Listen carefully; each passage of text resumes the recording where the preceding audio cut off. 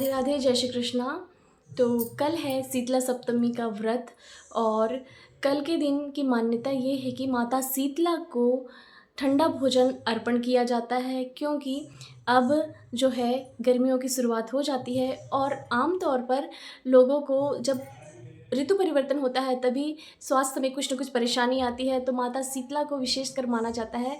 चेचक और भी जो रोग है उनसे मुक्ति के लिए उनसे प्रार्थना की जाती है और कहते हैं बच्चों की जो रक्षा है वो माता शीतला करती है। तो हमें हमें अपने पूरे परिवार के और अपने बच्चों की रक्षा के लिए माता शीतला को ठंडा भोजन अवश्य अर्पण करना चाहिए। कहीं कहीं पर इसे बसोड़ा पूजन भी कहते हैं, क्योंकि रात में इसको बनाकर रखा जाता है और ठंडा भोजन जो है ब्रह्म मुहूर्त से ही मंदिरों में लाइन लग जाती है।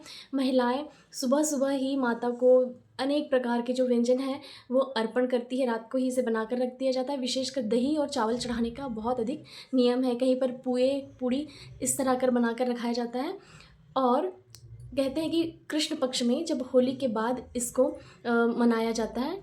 सभी की यहाँ अलग अलग तरह की मान्यताएं होती हैं, लेकिन ठंडा भोजन अर्पण करना ही इसका मेन जो रिचुअल है वो यही है कि ठंडा भोजन माता को अर्पण किया जाता है। आइए जानते हैं इसकी कथा। राधे राधे। शीतला सप्तमी व्रत कथा। प्राचीन समय में एक नगर में एक राजा रहता था। उस राज्य में शीतला माता की बड़ी मान्यता थी। हर वर्ष शीतला सप्तमी के दिन लोग माँ को पूजते थे।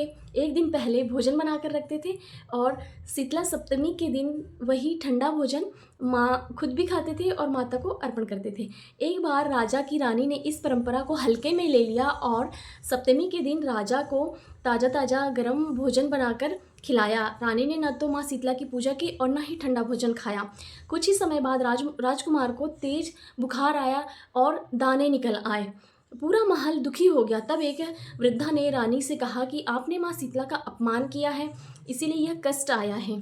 यदि आप सच्चे मन से माता शीतला की पूजा करेंगे, उनकी विधि से करेंगे पूजन, तो संकट दूर हो जाएगा।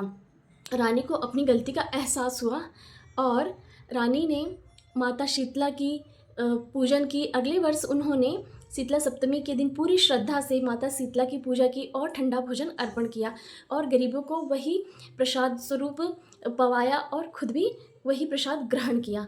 माता शीतला प्रसन्न हुई, राजकुमार स्वस्थ हो गए। तभी से लोगों में इस व्रत की पूजा के लिए बहुत अधिक श्रद्धा बढ़ गई है।